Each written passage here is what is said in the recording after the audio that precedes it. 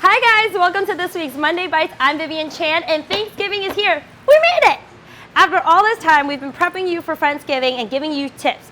But I wanted to do a little spin on a traditional Thanksgiving meal. Don't worry, traditionalists, you will still get your roast turkey. However, for all my other friends that are willing to experiment, I want to share with you hot turkey. What's hot turkey, Viv? No worries. It's inspired by Nashville's Hot Chicken. So, I'm going to take all the dark meat, the drumstick, the thigh, the wings, and I'm going to fry it up in a hot sauce batter, and I'm going to pour some hot oil on it. Yes. Let's get started. First things first, you want to buy a whole bird. Why? Because it's on sale and it's super affordable. And don't be afraid. I can just show you how to break it down. This knife is very sharp. So what you're going to do, take a whole bird, make sure it's super dry. Do it on a gel board. A gel board is very important. You're going to just cut the gravity, pick up his leg, break it down like so. You can also buy turkey drumsticks. However, I'm going to power you guys to do some butchery. This is the oyster. You want to make sure you get that too because it is delicious. And the rest, you're going to get through that joint and it comes off right away. Whoop. Whoop. Like so. I really need to work out. Christian said, did you notice you have poultry legs on top of your head? Christian, I did. I wanted to go all out for you guys this Thanksgiving. They're super fun and they're like, my dogs are not crazy about them. They think they're toys. So there we have leg and thigh. Then you're going to go through the joint. Again, if you are not confident or you don't want to do this, because some people don't like to do raw meat, tell your butcher to do it. Then you're going to do this. Get the joint. The main point is getting that joint. So you're going to do, grab my chef knife. Ta-da! Drumstick, thigh. Plop it in there. For the wing, let's flat surface, always with a flat surface. Again, you're going for that joint. If you don't know what a joint is, because, you know, not everyone knows every part of a bird or butchery, it's the white part. You know when you eat a chicken wing? This is joint. Done. How easy was that? Hello. You're going to continue to break this down because I tried frying the whole wing before and it took forever. So this way, it's easy peasy. I'm not going to show you the rest of it because I want to save on time. Throw that in there. And then the tip, great tip about this tip, you can roast it off and make a delicious gravy. Dave was wondering if you can do this with other types of poultry. Dave wants to know if we can do this with another type of poultry. Yes, you can do this with a duck. I think that's great. Hot duck, hot chicken is out there. I wouldn't do anything smaller like a squab because trying to break that down and frying it is going to be a little messy. But let me know what you guys are thinking because you guys are so smart. And then I'm just gonna, after you break down the other side, you have this breast, you can roast it, pop it in a roasting pan, put some garlic, sage, you know, there's traditional wet brine, dry brine, whatever you guys like. There's tons of recipes on foodnetwork.com. And ta-da! But today we're not gonna use this. We're gonna talk about these beauties. So most of them, the ones that were already in the bowl, they were dry brine. It's very, very important that you do dry brine because you're frying them. And if you're frying something wet into hot oil, it's not going to be pretty. It's going to explode and it's not good at all. So make sure it's extremely, extremely dry. But if you don't want to dry brine them, you can just dry them with a dish towel. Make sure you wash that, or some paper towels. So now I want to talk about a double dredge. I love using a double dredge because it's extra crunchy and you went through all this work for these big wings and legs and thighs. So for swapsies. So for the wet, I just have some beaten egg yolks. I'm going to add some whole milk, some hot sauce. It is hot inside and out. I'm going to whisk this right up.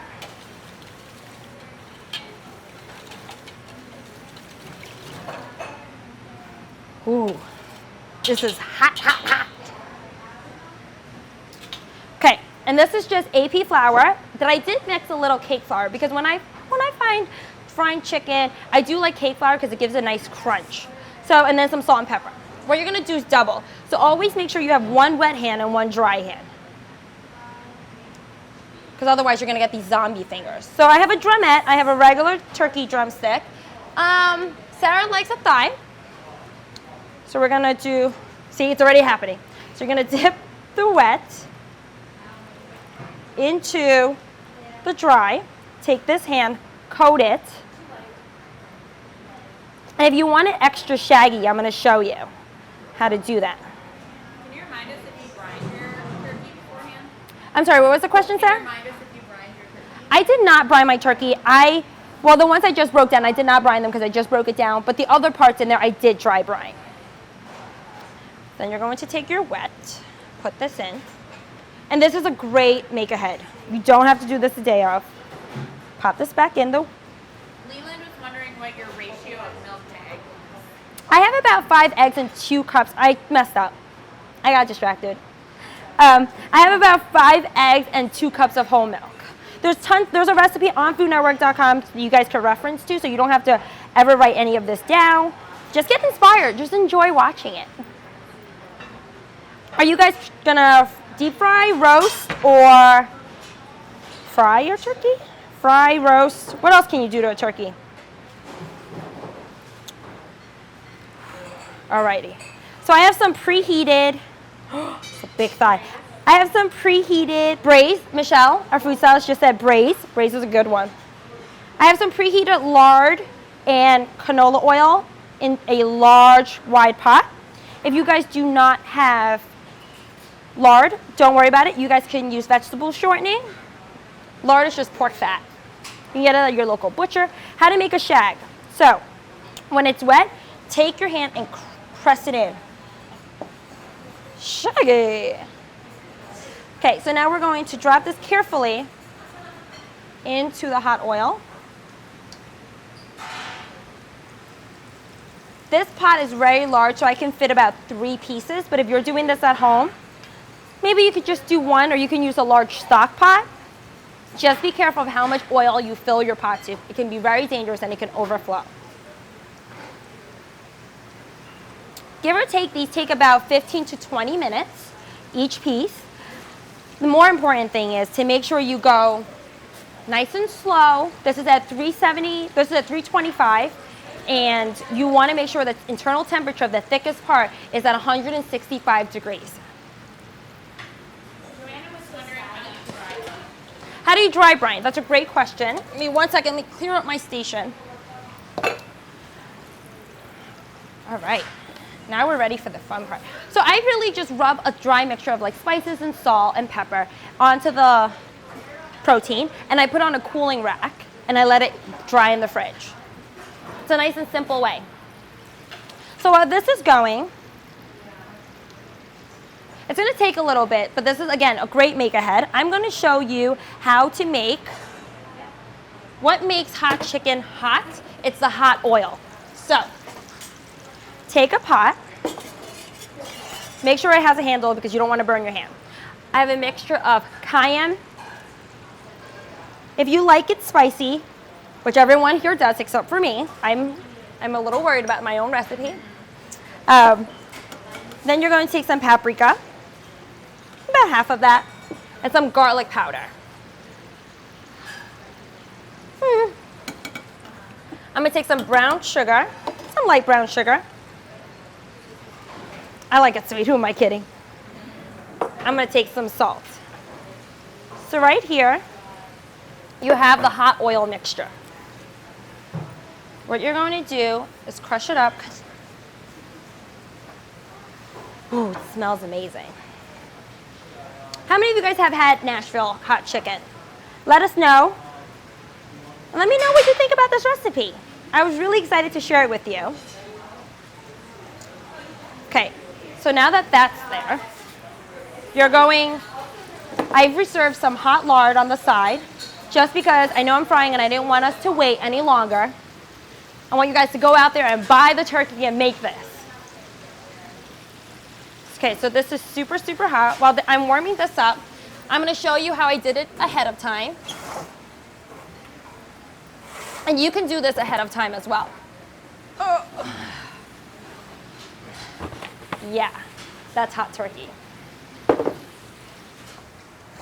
So I have a mixture of legs, wings, thighs, drumettes. All here. Ah, how exciting is this? I just kept this low and slow in a 200 to 300 degree oven on a cooling rack. Make sure it's nice and crispy. So you can make this ahead. You're gonna pour your hot lard, be careful, into your pan. And it's cooking all the spices to get all the rawness of the spices out. We've had several people ask what the brown sugar in your spice mixture does. The brown sugar, it just, honestly, it's so spicy, it cuts some of the heat. And I like sugar, kind of like, you know, hot honey, that's very similar to it. Oh my goodness, if you could smell this, guys. Oh, this is hot. This is hot.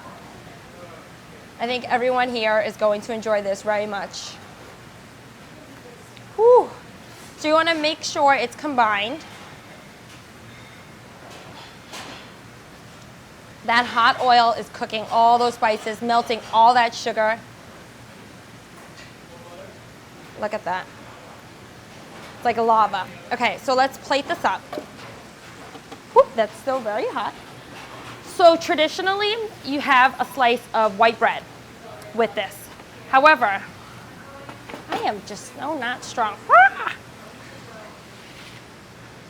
You have pickles and coleslaw, but this guy, I'm just gonna give you a whole Pullman. Like that, I just have it lengthwise. This is the exciting part. Okay, Sarah wants a thigh. Michelle, what do you want? Take a drumstick. She wants a drumstick. That's my girl. JP wants a wing. Yeah. Carrie wants a wingette. And what should be our topper? Another drumstick. Okay, so you got this beautiful masterpiece. Talk about a centerpiece. Let's get up close and personal. Best way to serve this, I'm going to show you guys, is some beer and some apple cider. You want to make sure the chicken is nice and hot so it absorbs all that oil and all that flavor. So make sure you preheat it and flash it in the oven.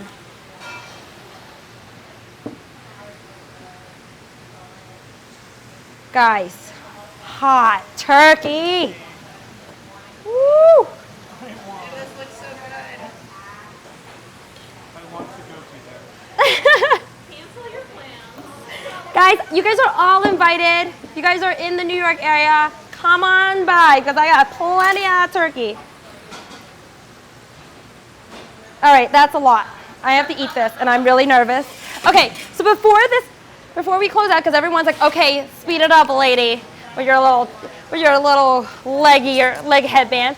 You want to serve this with bread and butter. Everyone here is staring at me. You want to serve this with bread and butter slices and coleslaw.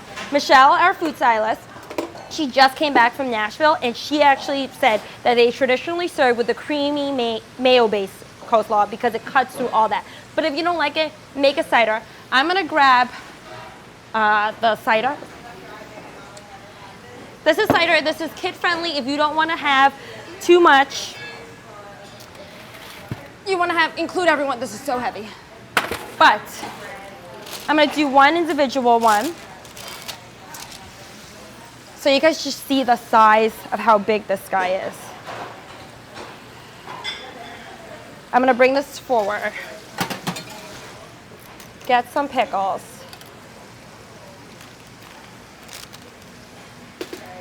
Carrie brought the beer. That's beer.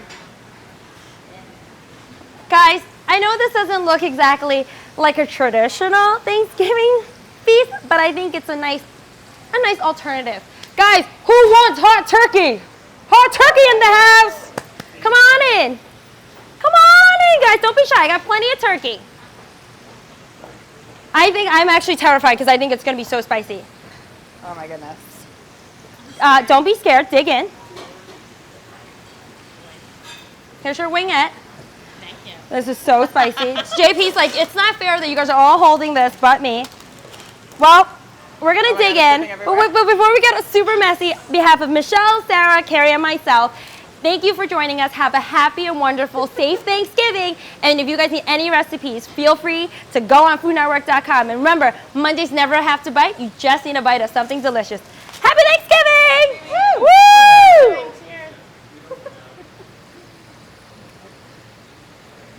Oh my God, so hot. Oh, good. Woo! Click here for more videos. Click here to subscribe to Food Network and write your comments below.